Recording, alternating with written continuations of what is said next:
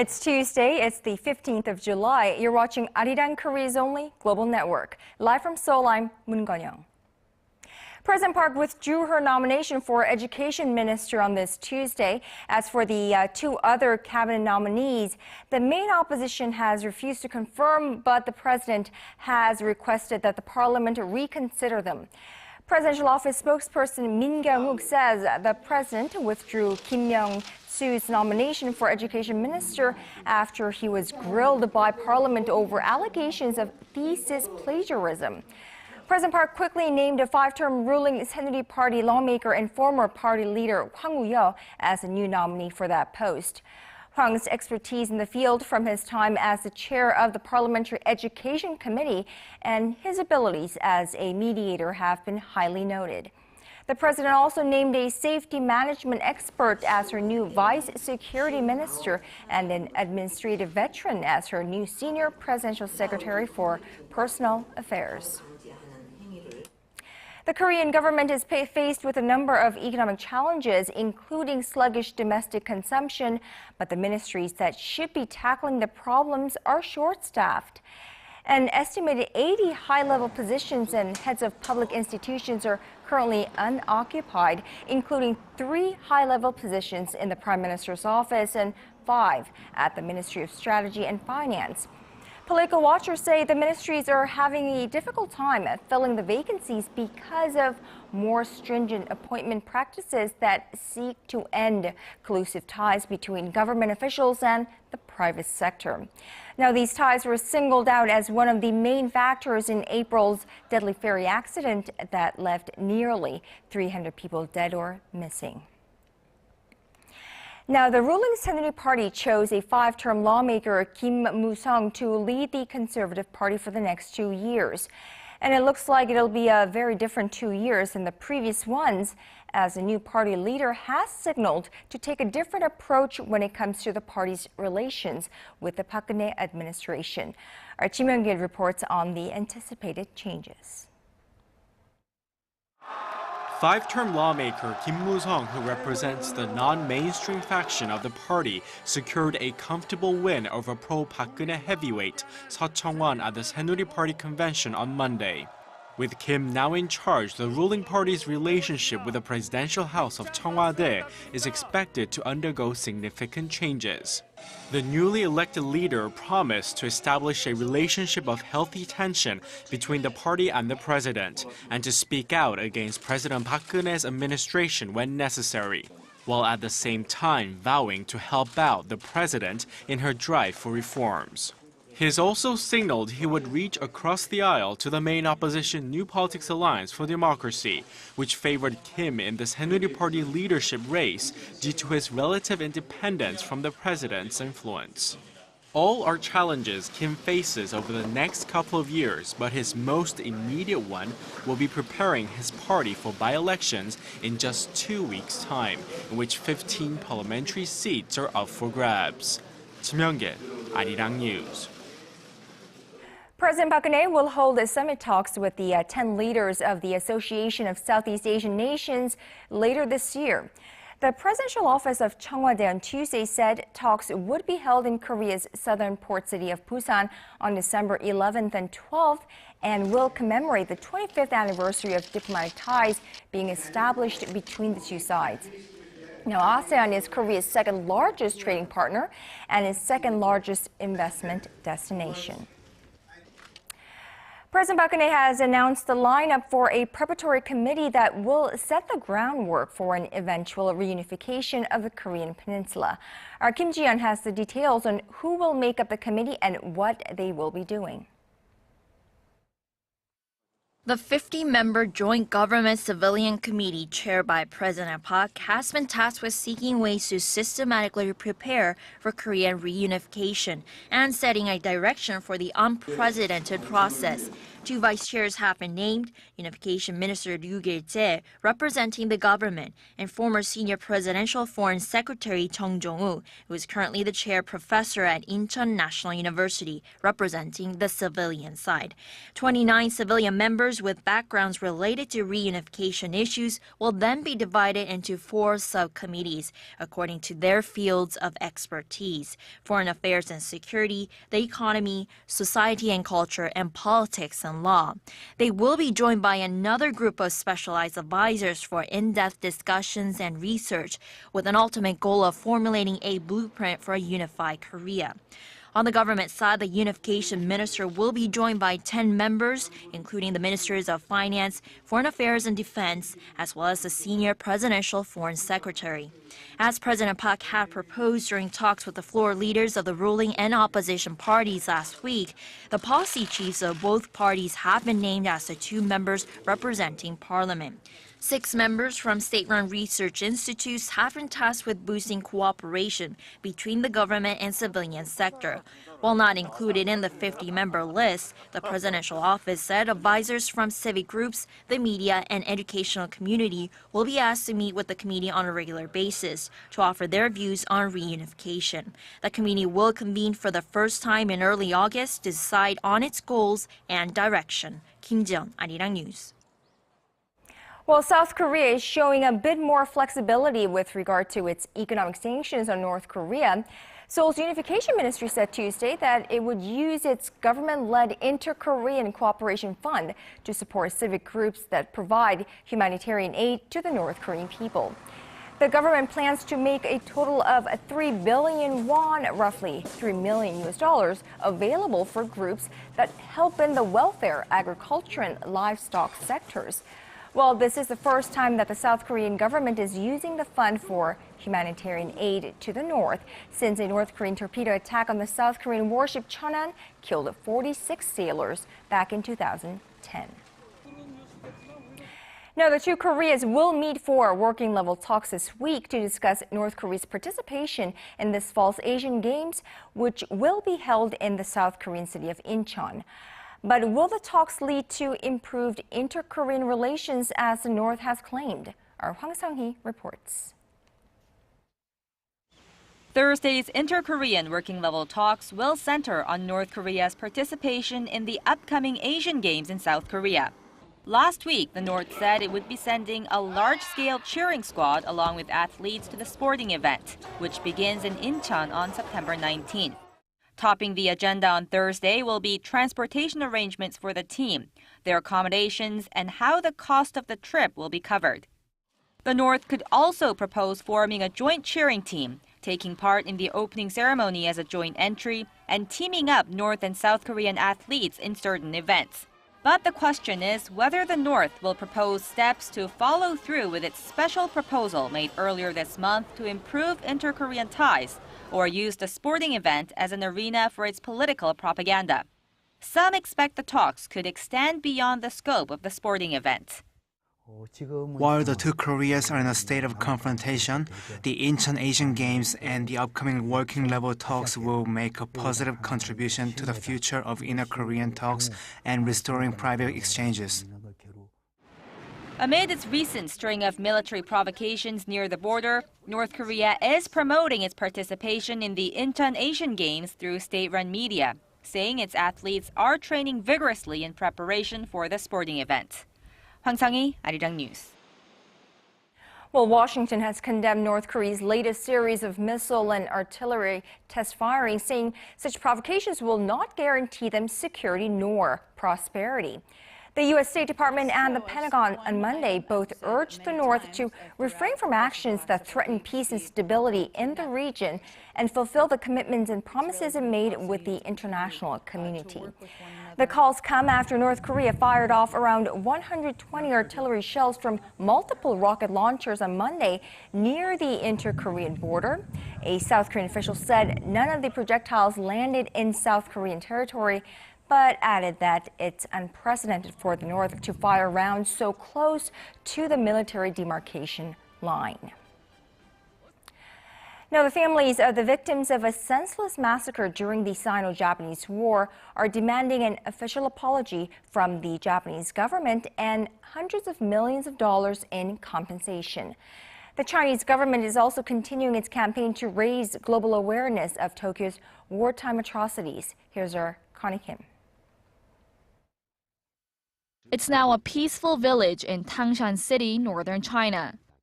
But it was here in 1941 that Japanese soldiers massacred almost 1,300 Chinese civilians. The reason? The Japanese said the village served as an important fortress for Chinese soldiers during the Sino-Japanese War. Japanese soldiers deceived them into saying that they would not hit or curse, but killed everyone. The Pan Village Villagers Committee has requested a private federation, the China Federation of Civil Claims, file a lawsuit against the Japanese government. The committee is demanding an official apology from Tokyo and compensation of more than $950 million. It marks the first time for the families of the victims to file a lawsuit for wartime slaughter. Meanwhile, China has released its latest confession by a Japanese war criminal. Commander Shuichi Kikuchi reveals that he killed 1,122 people, including children, and sexually assaulted 60 women. The testimony reads he regarded all women in town as enemies and shot everyone to death, including a 4-year-old child and mothers. The Chinese government has been releasing one confession every day since earlier this month in an attempt to highlight Japan's wartime atrocities. It plans to release 45 in total. In another move to pressure Japan, Beijing plans to open a museum next year commemorating the first Sino-Japanese War that broke out in late 1890s. Connie Kim, ARIRANG News.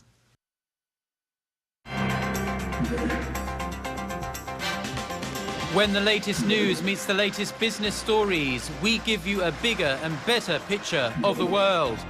Business Today with Min Kyung-wook. Every weekday, only on ARIRANG.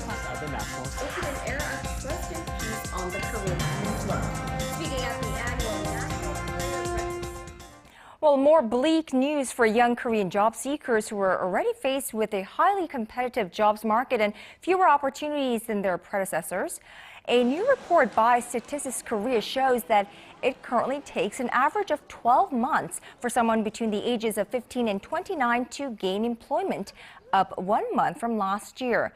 Well, that's the longest stretch of time from the start of a job search to employment since 2006 in this country. The report also shows that the elderly are increasingly feeling financial pressures.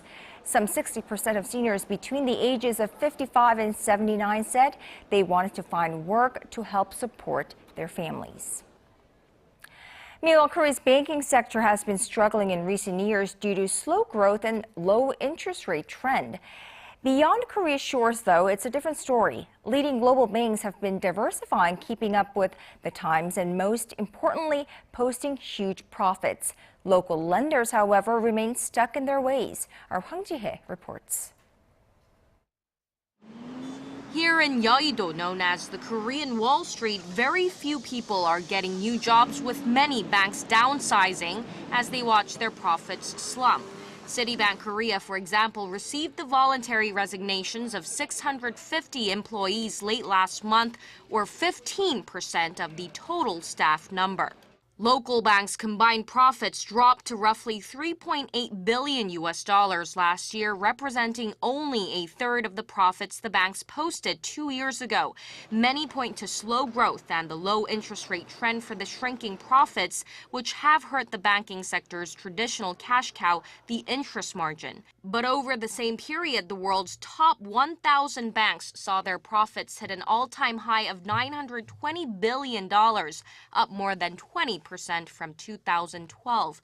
So what's causing the gap between global leaders and local banks? Experts say that banks in Korea are too dependent on the easy way of making money, the interest margin, and aren't focusing enough of their energy on new business opportunities. While on average half of the profits at foreign banks comes from the interest margin, nearly 90% of the local banks' profits come from the difference in interest rates. Tight government regulations are another reason. The financial industry is heavily affected by government regulations, but they were tightened after the Asian financial crisis, which prompted the industry to lose vitality and fail to actively penetrate overseas markets. While the nation's financial regulator did lay out plans last week to remove regulatory hurdles in the financial sector, experts add that more efforts are needed to breathe life into the industry. Hwang Woo-yea, ARIRANG News. Well, with the global economy still sputtering along, Korea's largest automaker is stepping up efforts to increase its presence in emerging markets, particularly in the 4 BRICS nations. Hyundai Motor and its affiliate Kia Motors controlled 11% of the combined market in Brazil, Russia, India, and China in the first 5 months of this year, second only to Volkswagen. But during that period, the Korean auto group suffered a on-year sales drop of more than 5% each in Russia and Brazil, and a 3% fall in India, largely because of the increasing presence there by Japanese car makers. Well, Hyundai Motor Group Chairman Kim Myung-soo ordered measures to better compete with Toyota, Nissan, and Honda, which together grabbed a 9% market share in the BRICS nations. Well, China has reportedly been blocking popular mobile messaging smartphone applications like Line and KakaoTalk since earlier this month. A South Korean diplomat speaking on the condition of anonymity said China informed Korea of the move this Monday, but also said the services would be restored very soon. Industry sources say the shutdown was a possible attempt by Chinese authorities to block the sharing of information in the run-up to sensitive anniversaries.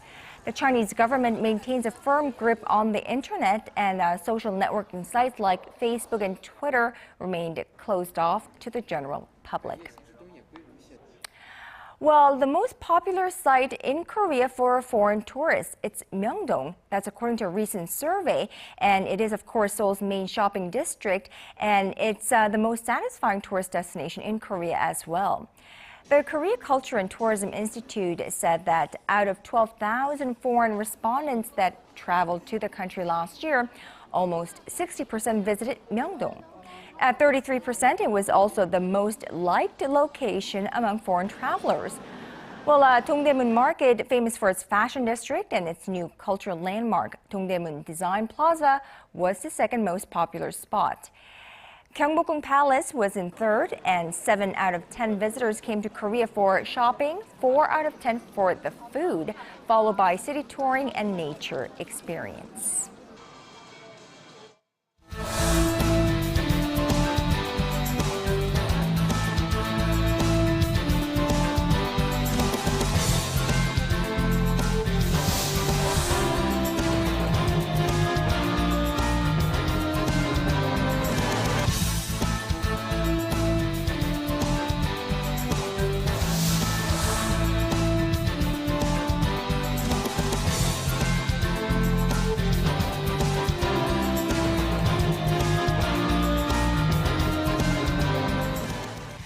Sometime within the next 2 years, Korea's international investment position for the very first time may turn positive. Well, that is according to a Bank of Korea report this week. The central bank says that Korea's net international investment position at the end of March this year was minus $4.3 billion, but Asia's 4th largest economy is likely to see that shift to the black as its debt size is trending lower on the ongoing streak of current account surplus. Now, net international investment position is, of course, the difference between a country's external financial asset and liabilities. So, will Korea be a debtor no more in the next 2 years? Joining me live on the line is our regular contributor, Dr. Kim Myung-soo. Now, Dr. Kim, so this net international investment position is basically the equivalent to net total in household bookkeeping, if you will. And if you owe more than what you have, your net total is in the negative, meaning, you're in debt. But if you have money left over after you have paid for what you owe, say, credit card companies, landlord, etc., and your net is in the positive, your household finances are okay and you aren't in debt. Am I correct? Right. You're totally correct, and I think that's a great analogy and a wonderful explanation. Actually, Korea has been compiling this data for international investment position since 1994, And what has been happening is, for instance, when the economy was in trouble, such as towards the later part of 2007, there was the point where we were approaching 2008 global financial crisis. Korea had a large, overseas liability, 214 billion US dollars at that time, owing, overseas countries and other economies and so on. But since then, that liability has been narrowing big time. But the overall, basically, what's been happening is as the Korean economy has been growing, and also it has become, as it has been globalizing fast, overall, both liability and, asset overseas, they have been growing big time. For instance, let's say towards the 1994-96, when first Korea began compiling this data, the size of debt and liability were below 200 billion overseas each. But now each of them, both liability and asset overseas, are getting close to $1 trillion US dollars. So indeed, this shows the growth of the Korean economy itself, and also growth of the globalization of this economy as well. Well, but the question is, for many years, Korea has been recording current account surpluses, and we have had one of the world's largest foreign exchange reserve holdings. But why is it just now that we're talking about Korea becoming a net creditor country?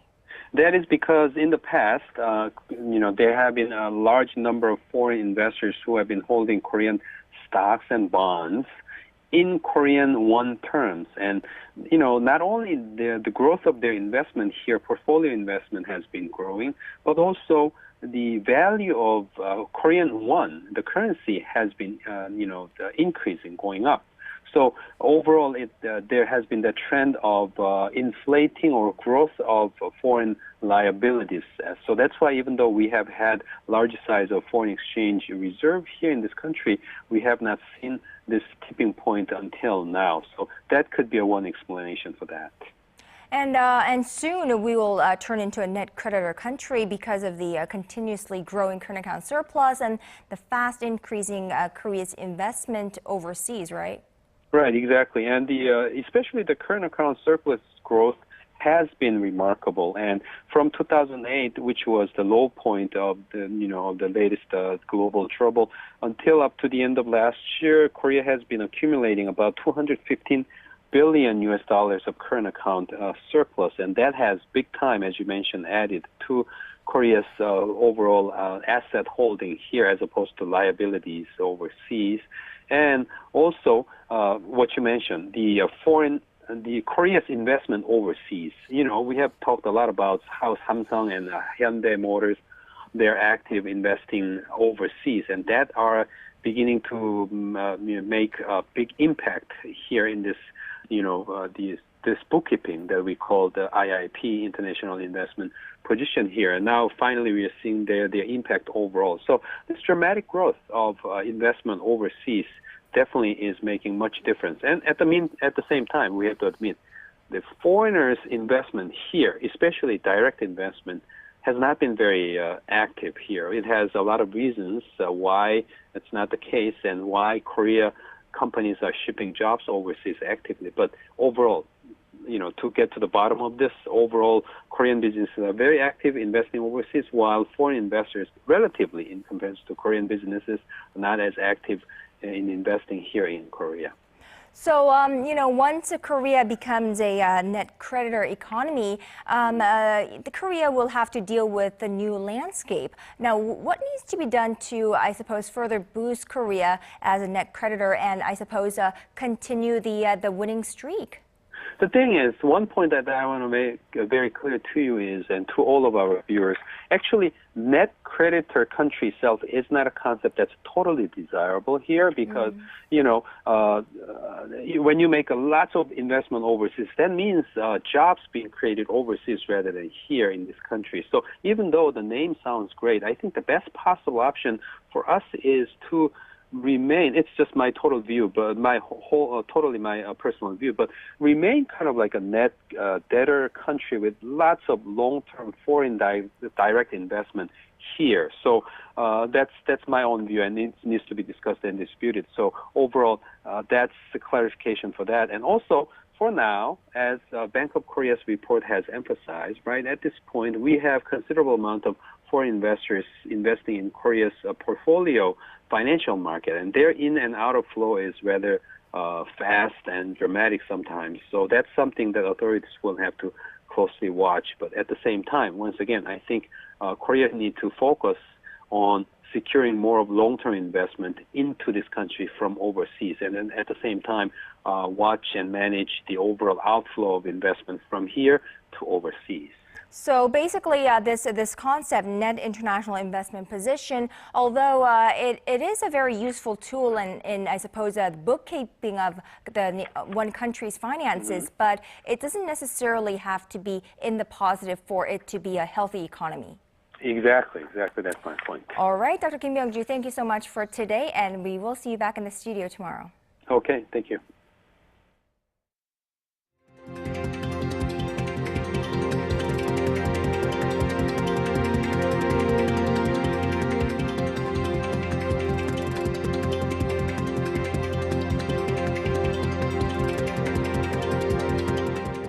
And that is your business today on this Tuesday. Thank you for watching. Do join us again at 6 p.m. Korea time on Early Edition at 6.